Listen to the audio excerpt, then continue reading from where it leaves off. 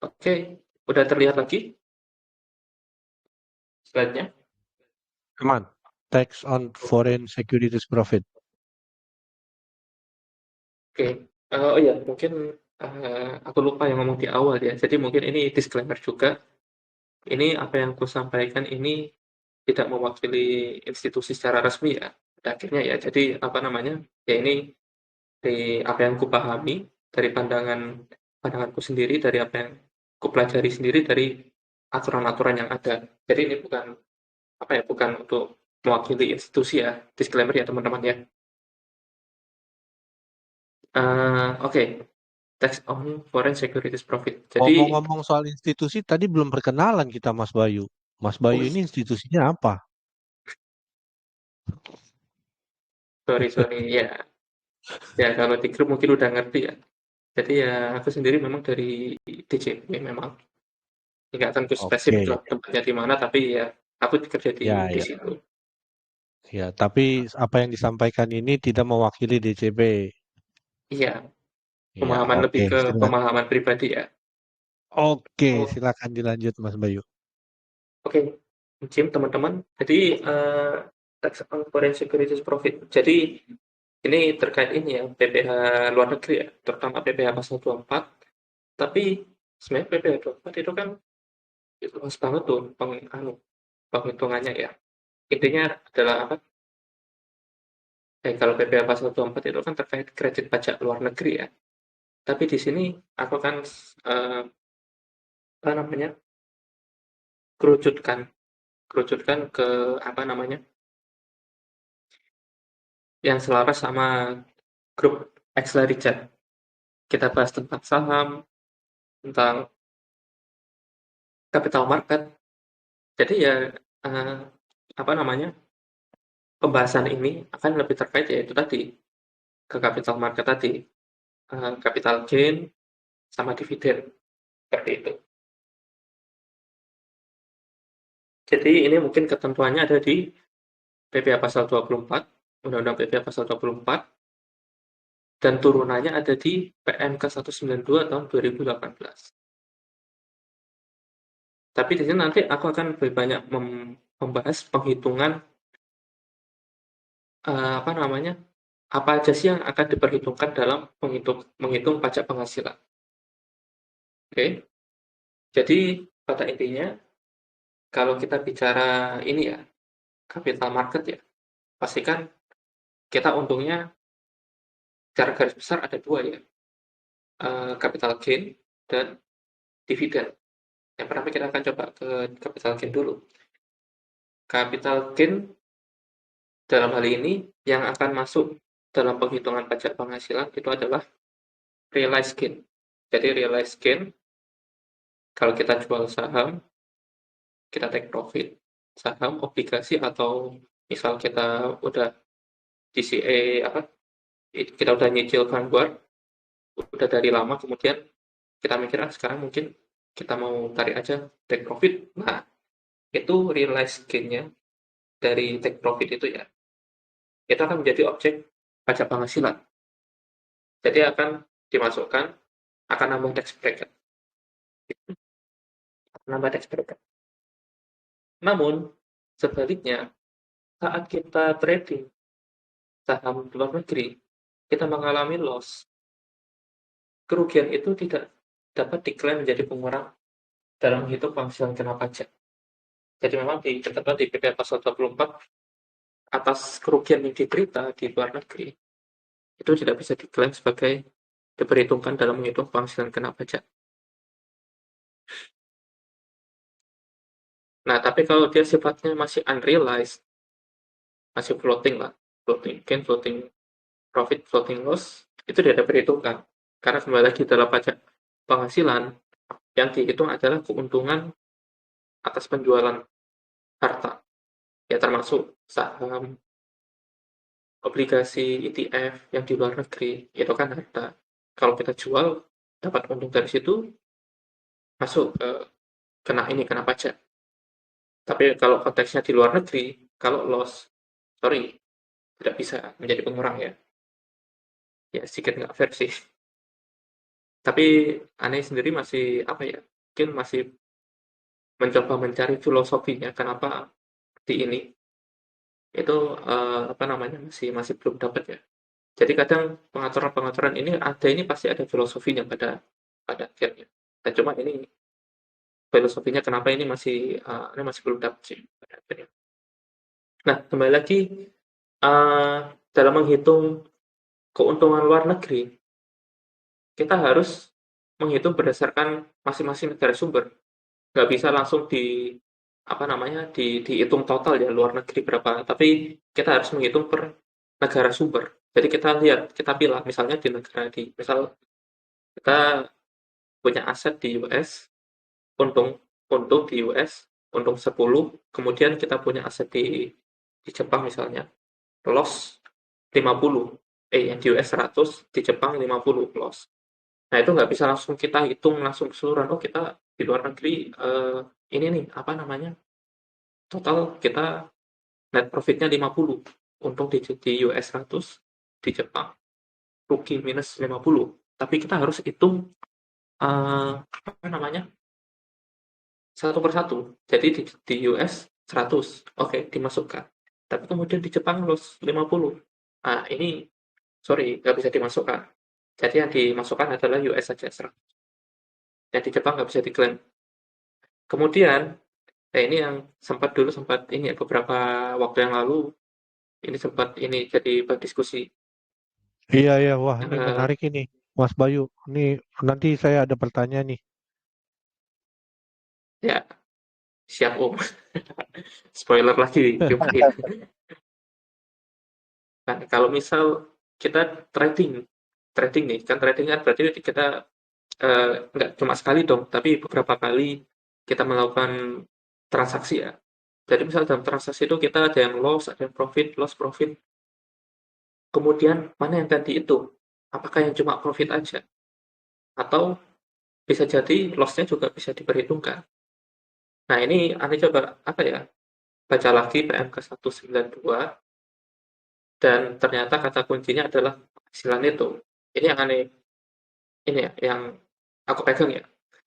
Penghasilan itu yang dicari. Jadi kalau misal kita trading kayak gini, berarti yang dicari adalah penghasilan netonya, gain loss, gain loss. Jadi memang apa namanya sempat kemarin ada perdebatan kok di pengaturannya yang kerugian nggak di apa di batang tubuhnya di PMK 1 tadi kan 192 kerugian kok nggak bisa diakui tapi kok di lampiran contohnya kok ada apa namanya kerugian bisa diperhitungkan. Oh, ternyata penghasilan itu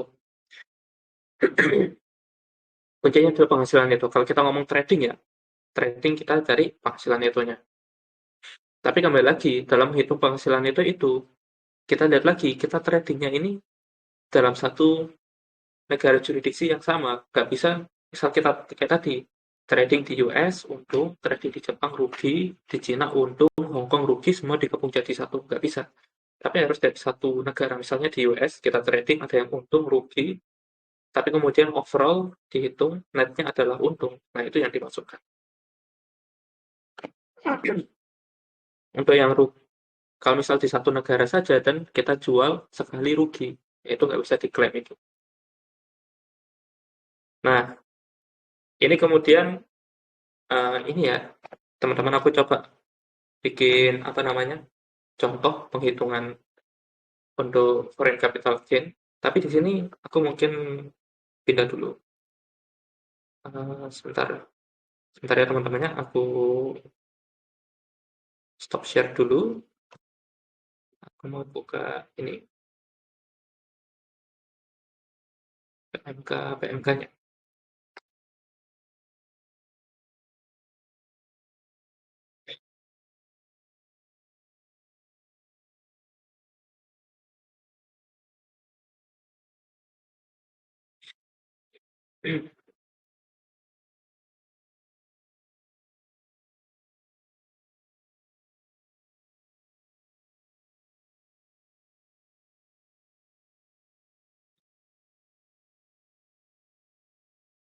Oke, sudah terlihat ya. Jadi ini adalah PMK 192 2018. Nah, di sini aku mungkin langsung arahkan langsung ke contoh soalnya. Kita ke contoh soal yang kedua. Dalam menghitung penghasilan kena pajak, kerugian yang diterima di luar negeri tidak boleh digabungkan dengan penghasilan di Indonesia. Namun dalam hal kerugian yang diterima di luar negeri diperoleh dari harta atau kegiatan memiliki hubungan efektif dengan cabang atau perwakilan di luar negeri. Kerugian yang diterima diperoleh dari harta atau kegiatan yang memiliki hubungan efektif dengan cabang atau perwakilan di luar negeri, maka WPD dapat perhitungkan kerugian terhadap penghasilan itu cabang atau perwakilan di luar negeri tersebut. Nah, ini memang agak ambigu ya memang. Tapi setelah aku pahami lagi, mungkin kata kuncinya adalah penghasilan itu sih sebenarnya sih. Nah, jadi apa namanya? Di contoh ini PT Indologo ya. PT Indologo mungkin langsung aja biar ini. PT Indologo di negara aku mungkin langsung ke yang akan aku jadikan contoh. Di negara Z, di negara Z, PT Indologo dapat dividen 750 juta dari saham VWX. Tapi kemudian di negara yang sama, PT Indologo mengalami kerugian dari penjualan harta sebesar 250 juta. PT Indologo tidak memiliki cabang di negara Z, tapi punya saham di situ. Nah, kemudian dalam menghitung penghasilan di luar negeri, untuk penghasilan di negara Z, nah ini, dia menghitungkan perhitungan secara neto. Jadi penghasilan dividennya 750 juta, dikurangi dengan kerugian penjualan harta 250 juta. Jadi yang diklaim adalah 500 juta di sini. Jadi kalau kita apa namanya uh, kita kembalikan lagi ya ke topik ya.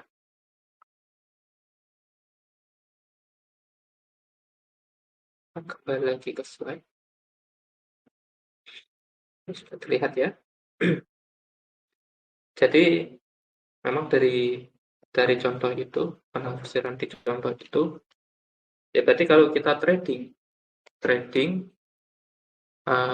profit loss itu akan diperhitungkan netonya. Jadi nggak kayak apa, kalau untung ya untung dimasukkan, tapi rugi nggak nggak bisa diklaim. Nggak seperti itu sih kalau melihat dari contoh dari tadi ya di PMK 192 ya. Jadi trading profit loss akan diperhitungkan.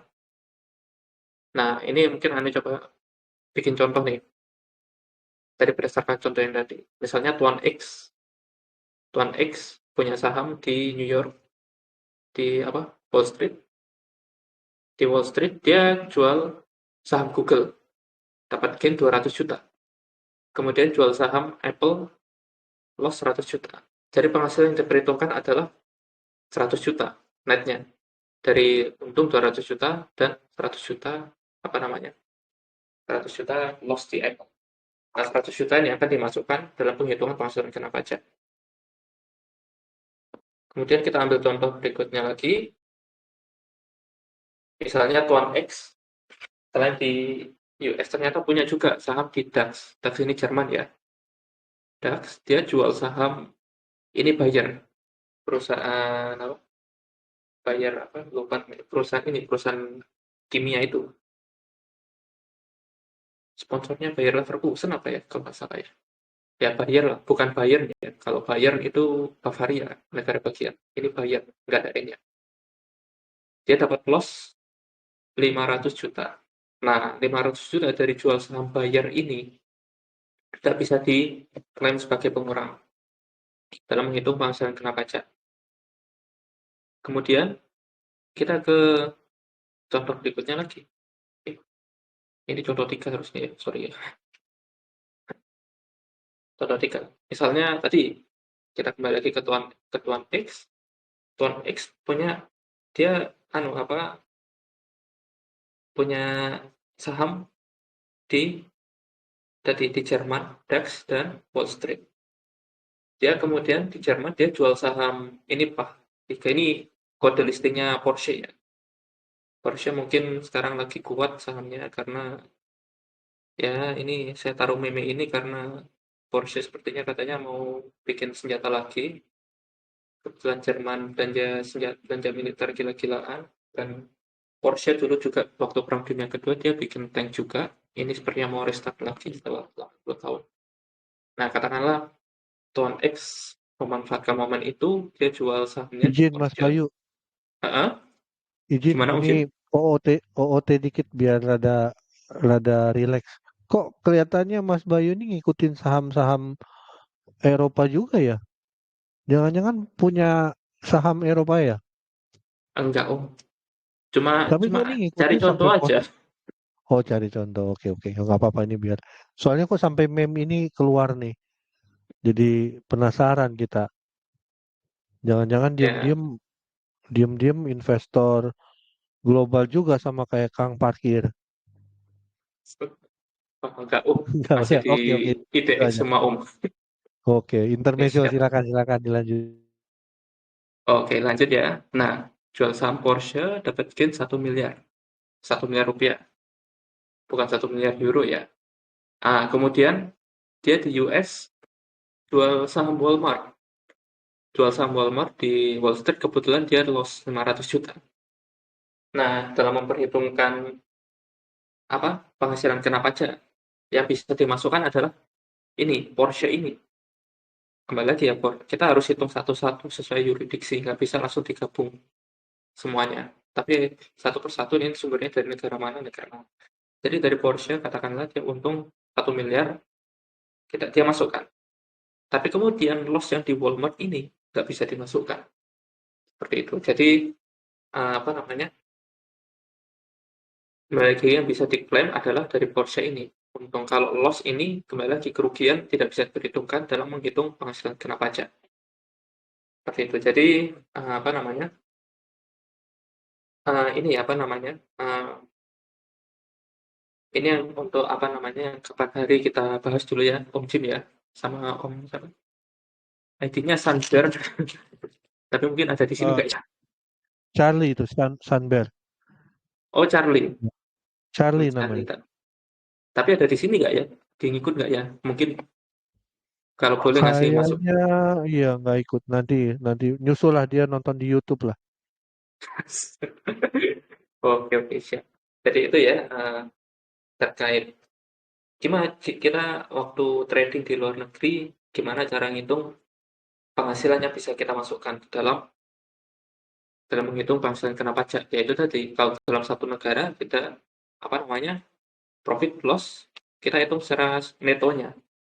Kalau posisinya profit, ya profitnya itu yang kita masukkan. Tapi kalau netonya adalah loss, ya mohon maaf, loss-nya nggak bisa kita klaim seperti itu. Dan juga, oh ya, tapi ini anu ya, sorry ya, ini aku kelupaan juga, apa namanya, fokus ini fokus menghitung penghasilannya ya, tapi aku lupa masukkan gimana cara menghitung PPh pasal 24 yang bisa dikreditkan.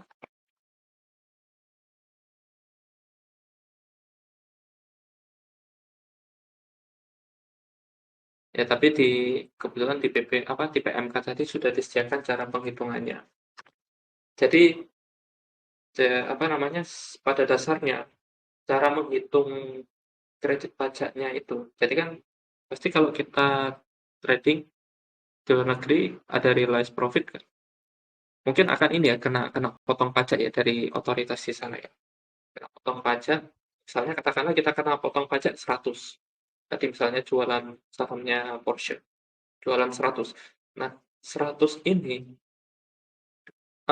tidak bisa serta-merta 100 ini langsung dimasukkan dalam menghitung kredit pajak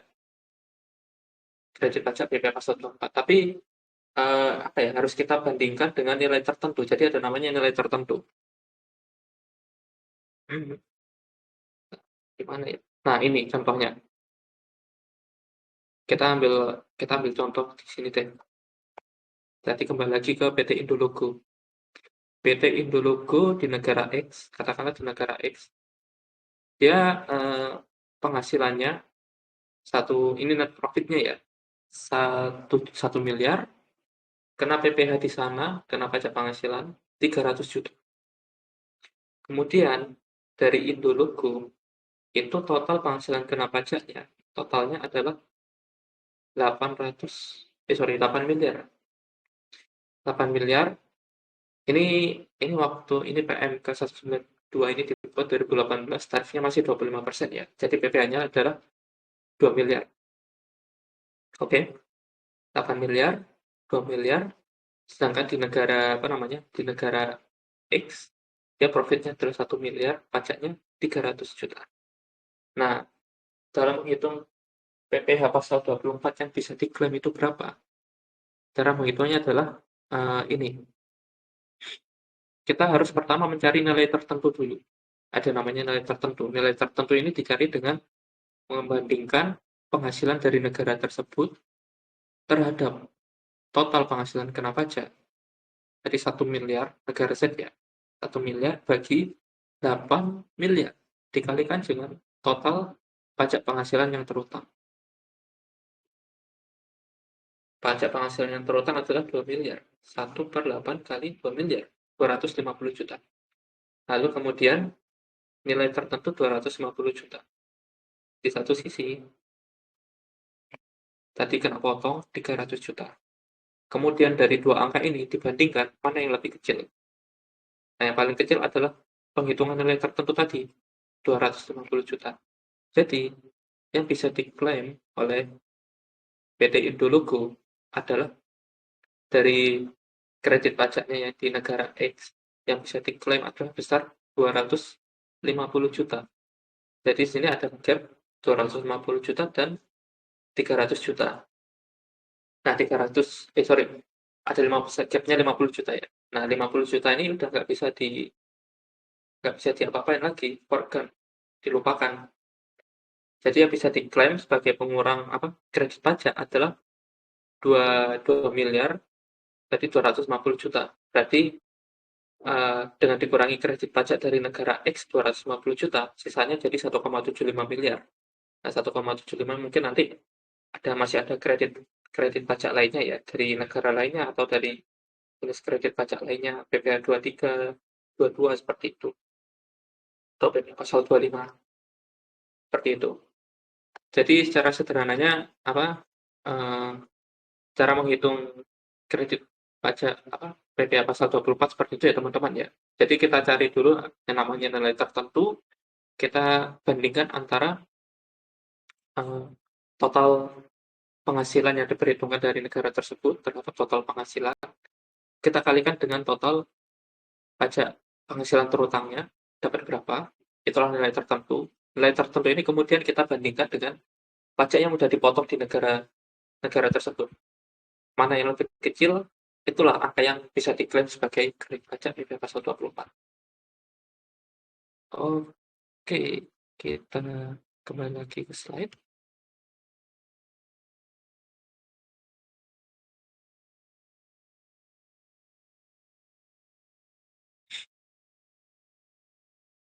Oke, sudah terlihat ya.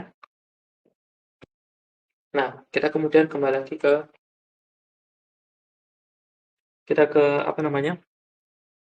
dividen. Kemarin ada yang request juga minta ini ya, dividen ya. Jadi mungkin refresh lagi, tapi mungkin sekarang kita fokusnya ke dividen luar negeri.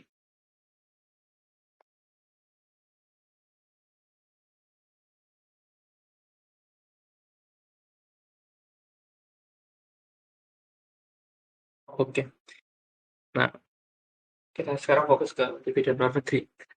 Intinya kalau dividen luar negeri, kalau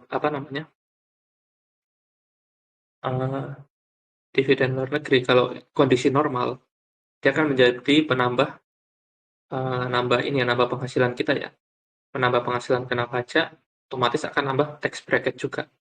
Karena mungkin harus kita bedakan dividen antara dividen luar negeri dalam negeri. Kalau dalam negeri itu final 10% dan langsung masuk ke kolom penghasilan objek PPh final, nggak nambah tax bracket. Tapi kalau dividen luar negeri masuk ke kita, itu akan nambah tax bracket, dan konsekuensinya tarif progresifnya mungkin akan lebih besar juga. Nah, kemudian kalau misal dividen luar negeri itu kita klaim reinvestasi ya. kita mau reinvestasi dividen kita, dividennya diterima di luar negeri, yang pertama pasti pada akhirnya dia tidak akan menambah tax bracket, ya kan, karena kita itu maksudnya sebagai non objek pajak. Tapi di satu sisi, kita kalau dapat dividen di luar negeri, pasti kan dividen itu sudah dipotong pajak di sana, dipotong pajak penghasilan. Nah, ini dia PPh yang dipotong di luar negeri atas dividen kita ini, jadi nggak bisa diapa-apain pada akhirnya. Nggak bisa kita klaim sebagai kredit PPh pasal 24, atau tidak bisa kita jadikan ini beban pengurang, tax deductible itu nggak bisa juga. Jadi ya udah, kalau memang kita mau mengklaim dividen luar negeri sebagai non objek pajak, kita klaim reinvestasi ya misalnya ya. Ya memang harus reinvestasi. Kita klaim itu objek reinvestasi. Di satu sisi dia nggak akan nambah tax bracket, tapi di satu sisi pajak yang udah kepotong di sana nggak bisa kita apa-apain, nggak bisa kita klaim. Ya jadi ya udah, lepas seperti itu. Jadi pada akhirnya uh, saat melakukan reinvestasi dividen memang kita harus pertimbangkan cost and benefit ya tadi. Mungkin lebih ke opportunity cost ya. Ya mungkin kita harus lihat di dalam negeri waktu awal tahun IHSG rungkat, tapi sekarang kok tiba-tiba 7.500, kok bisa? Ya seperti itu ya. Nah, atau mungkin di luar mungkin returnnya lebih besar. Nah, itu teman-teman harus kembali lagi harus pertimbangkan cost and benefit-nya. Kalau kita reinvestasi, itu uang harus kekunci di sini selama 3 tahun.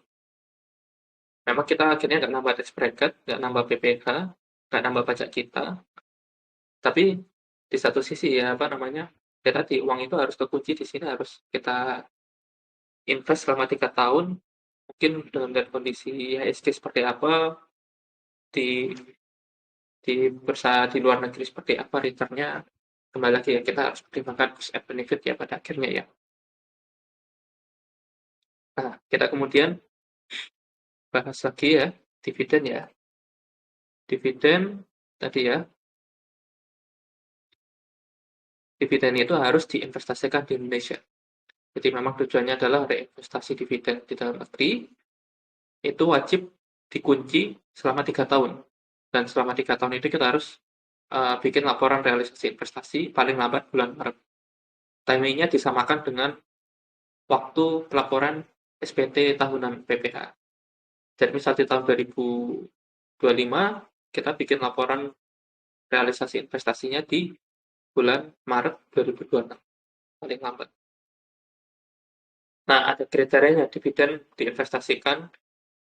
Kriteria tempat investasinya ada di sini. Nanti teman-teman cek PMK 18 tahun 2021. Cek aja di sini. Pasal 33 sampai dengan pasal 36. Dan dividen yang kita klaim sebagai non objek pajak harus kita laporkan juga dalam SPT tahunan. Kita laporkan sebagai objek penghasilan non objek pajak penghasilan. Jadi ya walaupun kita anggap sebagai non objek pajak, tapi nggak serta-merta nggak kita laporkan juga, tetap harus kita laporkan akhirnya sebagai non objek pajak di sini. Ya non objek PPh. Nah tadi ya dividen ada dari dalam negeri dan dari luar negeri. Ini kalau dalam negeri mungkin kita skip aja ya, karena kita di sini fokusnya adalah luar negeri. Tadi misalnya kembali lagi ke Apple ya. Jadi Tuan B menerima dividen 50.000 USD dari Apple yang direinvestasi sebesar $45.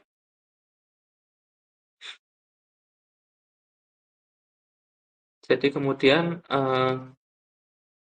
dari sini sisa sebesar $5 adalah dividen yang dikenakan PPh, dimasukkan ke dalam penghitungan PPh yang dikenakan tarif umum. Jadi kemudian dividen yang kena pajak oleh Tuan B adalah sebesar sebesar 5.000.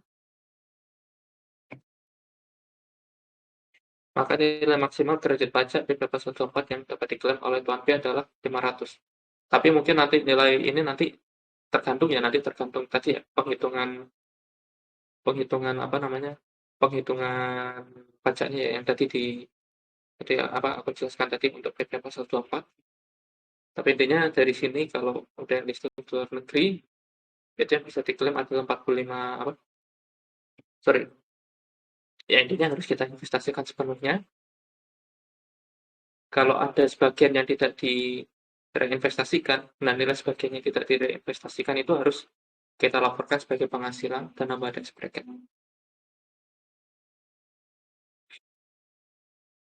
Kemudian dividen dari perusahaan luar negeri yang tidak listing di bursa efek luar negeri. Dividennya yang diinvestasikan minimal 30% dari laba setelah pajak. Sisanya akan ikut tidak dipajaki. Jadi kalau apa namanya kemudian kalau dividen itu kurang dari 30% dari laba setelah pajak, yang dikenakan pajak adalah selisihnya, selisih dari 30%-nya. Jadi harusnya 30%-nya itu berapa akan dikurangi dengan jumlah yang diinvestasikan.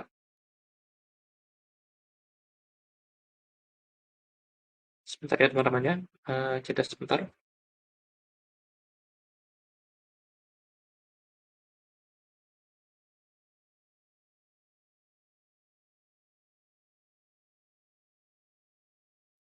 Oke, sorry.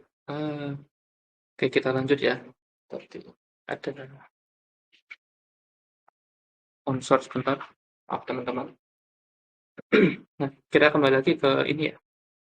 Misal, Tuan C menguasai sepenuhnya Vanguard Corps, kepemilikan penuh, dan menerima dividen sebesar 100 ribu dolar. Total laba setelah pajak dari Vanguard Corps adalah 200 ribu. Jadi, kita lihat lagi, dari 200 ribu ini, ketentuannya adalah 30% earning after tax. Jadi, 30%-nya dari 200 ribu adalah berarti 60 ribu nilai minimal yang harus diinvestasikan.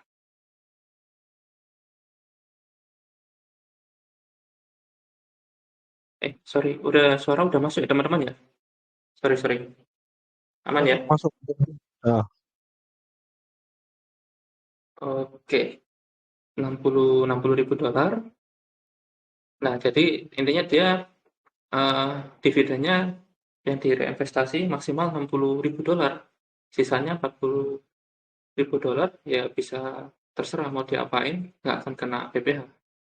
Jadi kemudian apa namanya, kalau dia investasi 60 ribu dolar, 40 ribu dolarnya terserah mau diapain. Tapi kalau dia ternyata reinvestasinya di bawah 60 ribu dolar, maka yang dipajakin adalah misalnya ini ya 25 ribu dolar, maka yang dipajaki adalah selisihnya tadi, selisih dari 30% dengan jumlah yang diinvestasikan.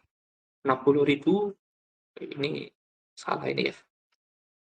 60 ribu kurangi 25 ribu, 35 ribu dolar ini akan masuk sebagai objek objek masuk ke PPh, nambah tax bracket.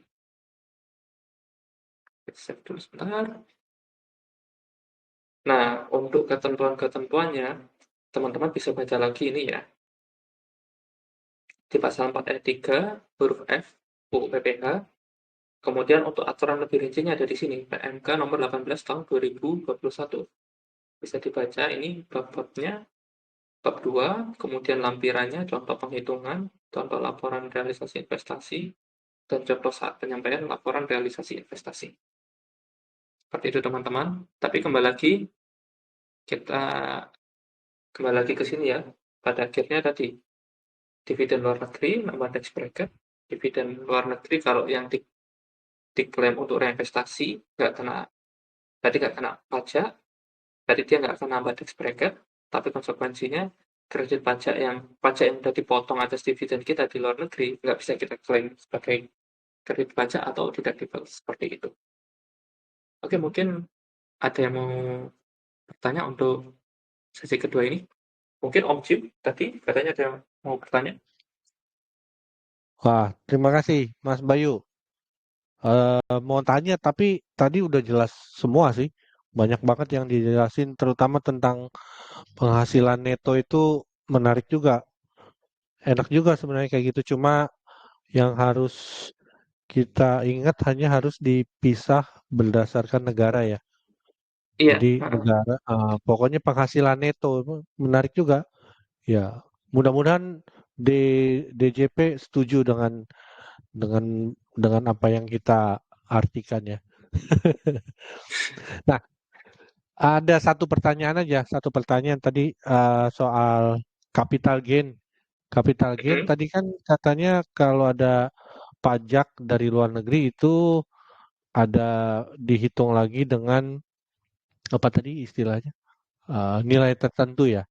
mhm, Nah, terus jadi kepikiran tadi perhitungan capital gain ini kalau di broker kan ada fees ya selain selain pajak.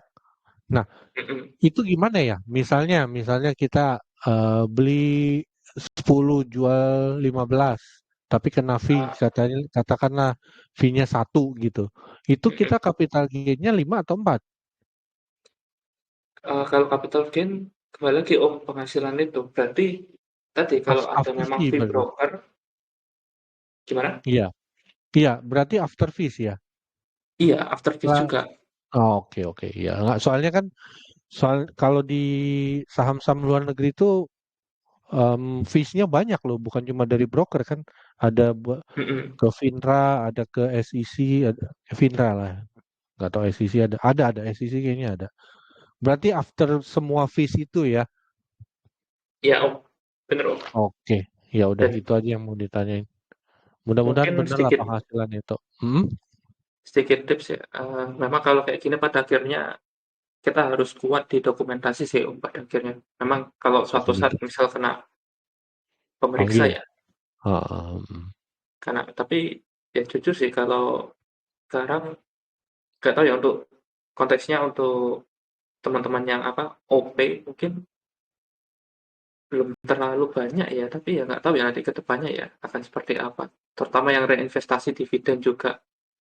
Ini kan karena kebijakan masih belum terlalu masih baru lah, ya agak baru ya, tapi nggak tahu untuk pemeriksaan apakah sudah mulai ada arah ke sana atau enggak.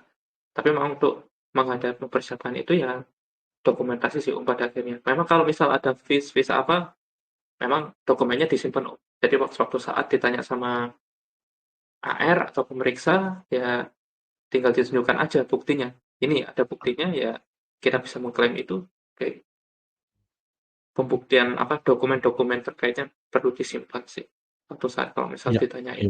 Gitu aja. Ya tuh diinget-inget tuh yang invest di saham luar. Kebetulan mereka kan juga sediain semua apa statements yang lengkap. Jadi harus disimpan dan itu kayaknya ada waktunya ya, nggak selamanya ada. Jadi sebisa mungkin per tahun di-download, disimpan. Karena kayaknya Nah, ada maksimal 3 tahun atau berapa gitu. Takutnya kelewat, tiba-tiba dipanggil ya. Jadi sebaiknya memang tiap tahun download simpen.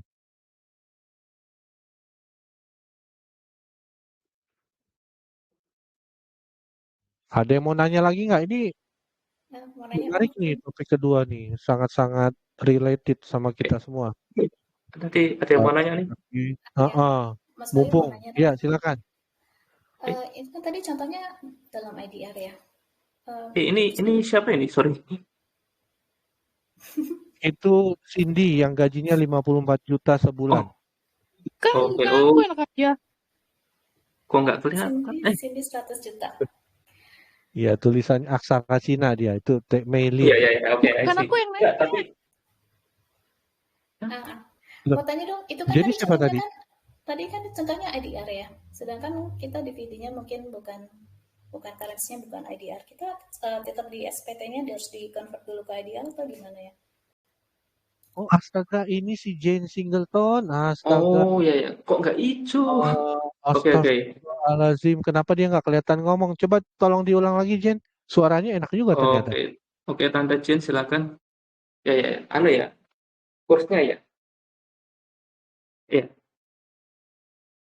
Halo? Iya, kursnya maksudnya Oke. apa ya? IDR apa original currency di sana? Sorry. Oke. Terima kasih Tante Jen atas ininya. panggil tante nggak apa-apa kan ya? Sorry. Tolong diulang lagi dong. Kita kebetulan nggak dengar tadi. Kirain si Cindy loh yang ngomong. Berarti ternyata si Jane Singleton ya. Berarti ini gajinya Iya. 540 juta ini, bukan 54 juta nih. Coba tolong diulang soalnya nggak dengerin tadi.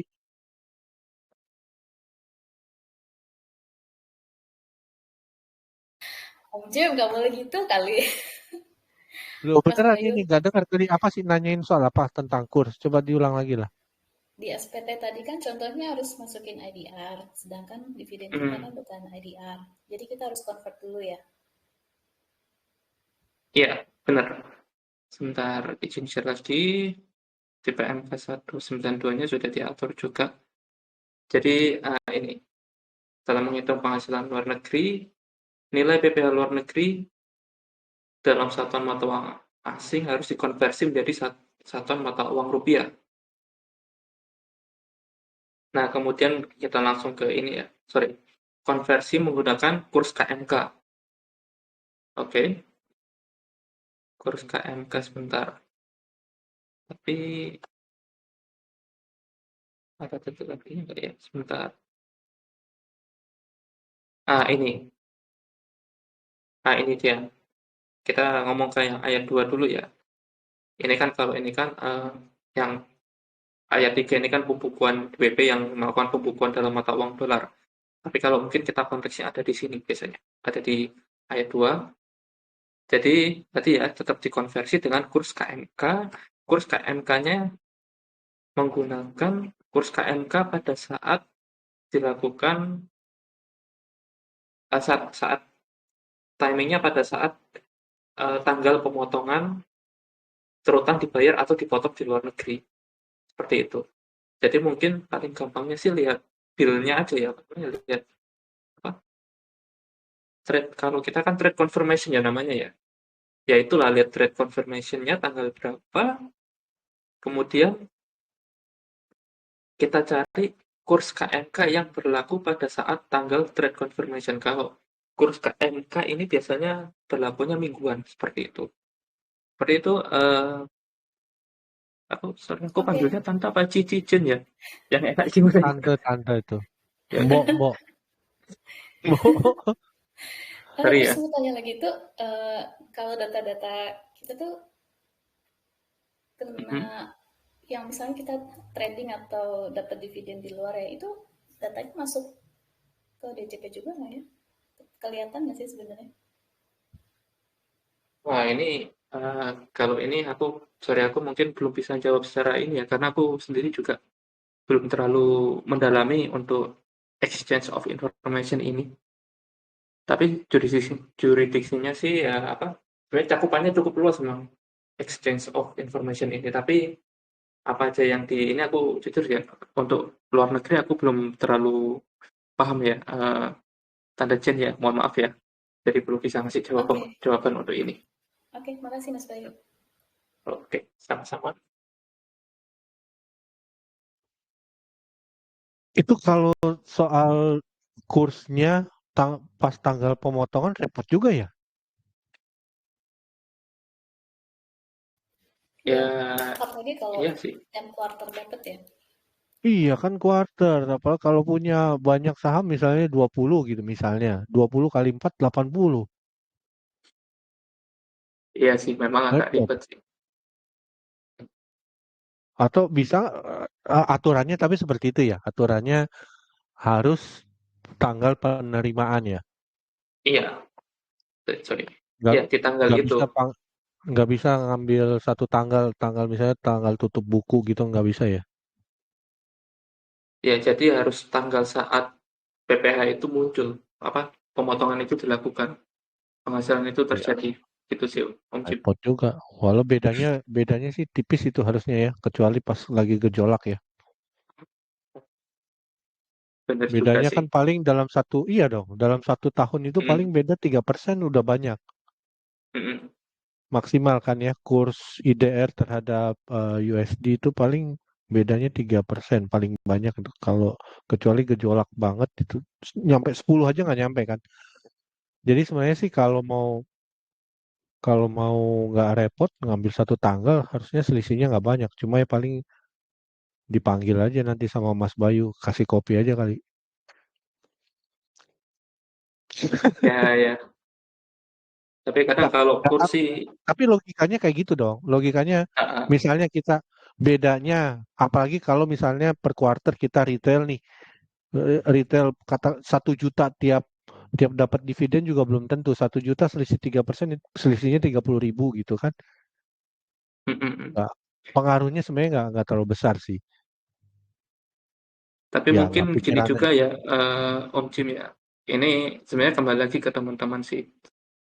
Bisa, kadang ini kalau kita konteks ke pengawasan ya, kadang ada beberapa hal detail itu AR atau pemeriksa itu mungkin nggak akan terlalu ini.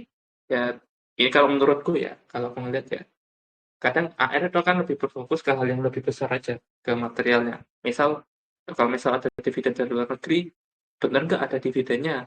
Kalau ada ya, ya udah berapa angkanya. Tapi kalau untuk masalah kurs memang ya ini kalau di lapangan ya, intinya kalau udah ketemu angka dividennya berapa, kalau mau dikonversi ke angka berapa, kadang ya ya udahlah si Iya.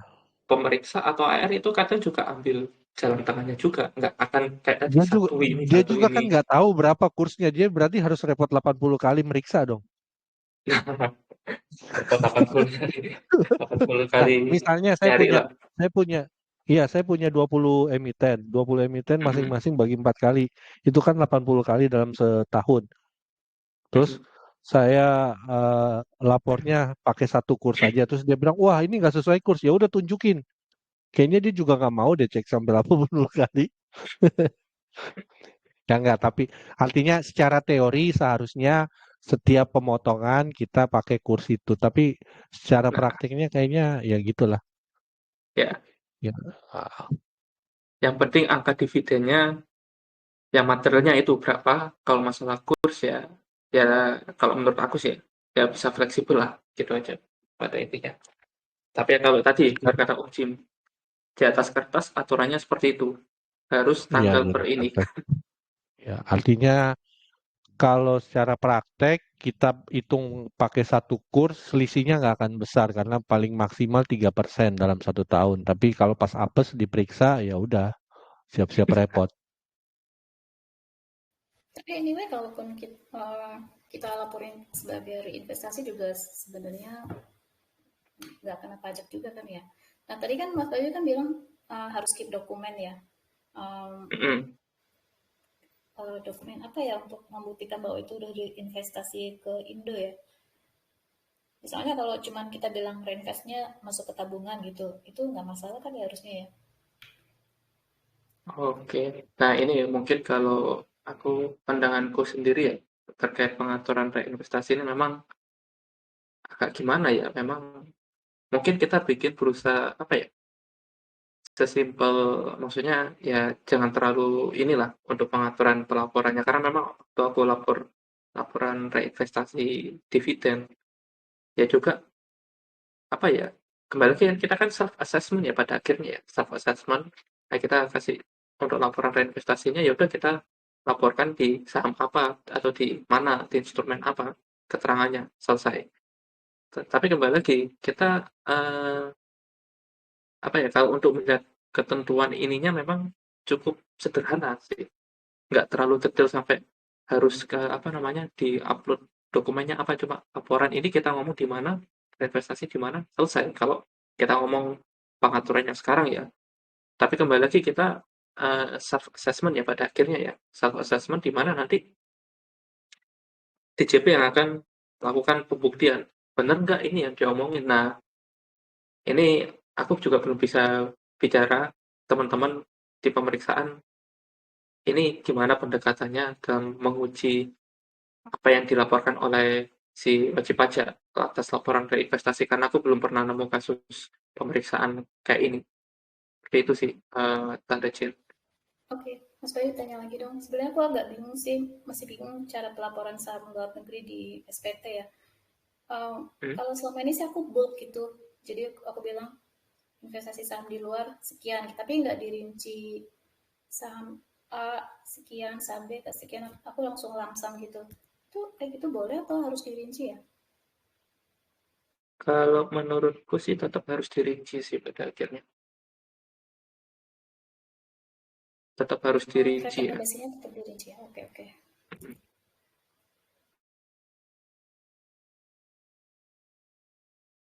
Ini maksudnya yang laporan di mana ya? Hartanya ya?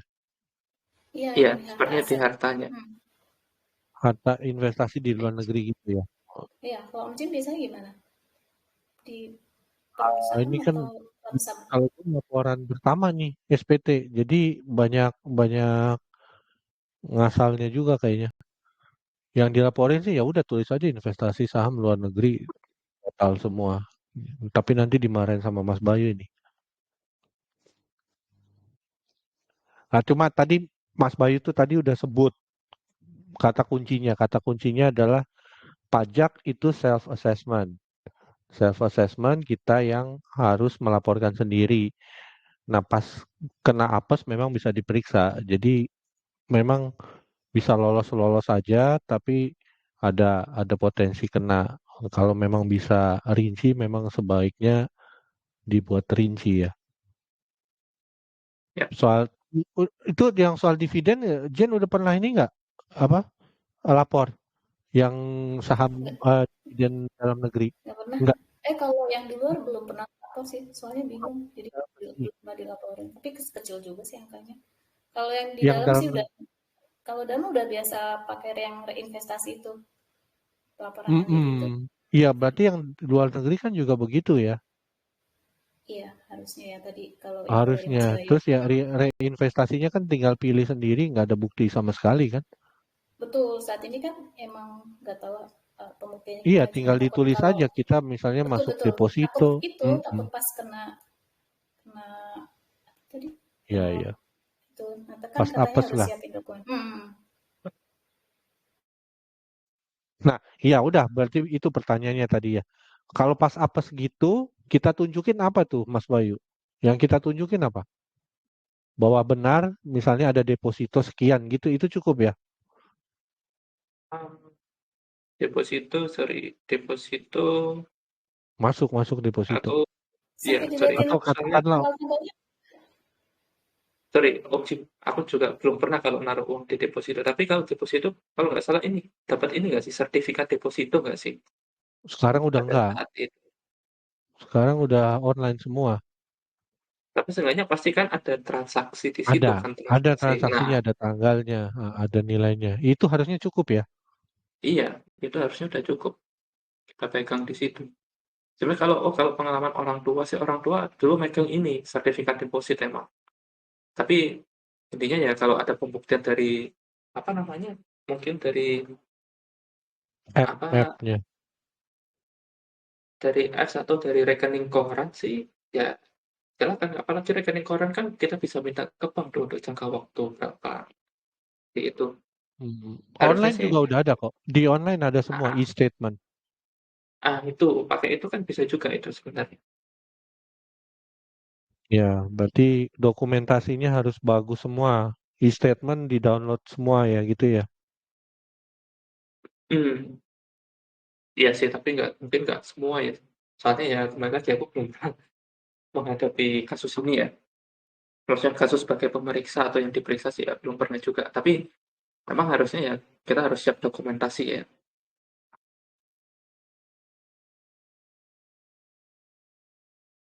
Ya, oke, ada pertanyaan lagi?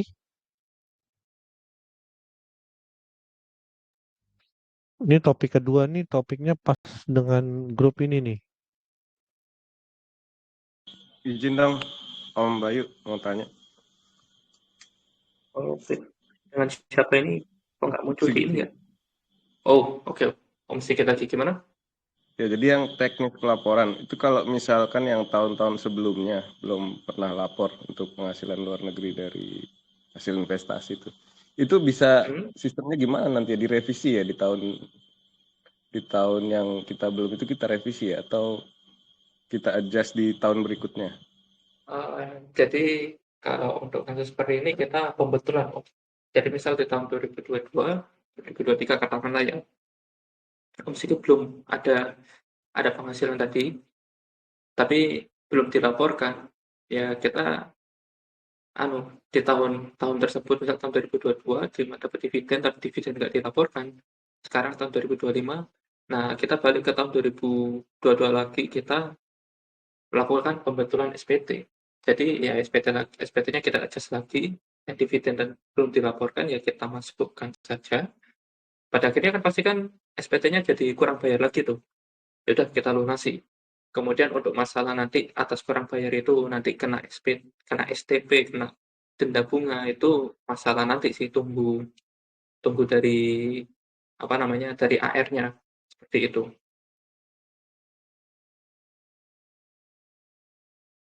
Tapi kalau misal kena sanksi pun ya, kalau misal tadi kita pembetulan kurang kurang bayarnya nambah, kemudian kita kena sanksi, sanksi itu juga kita bisa ajukan ini juga permohonan penghapusan sanksi administrasi pasal 36 pasal 36 ayat 1 huruf A UU KUP.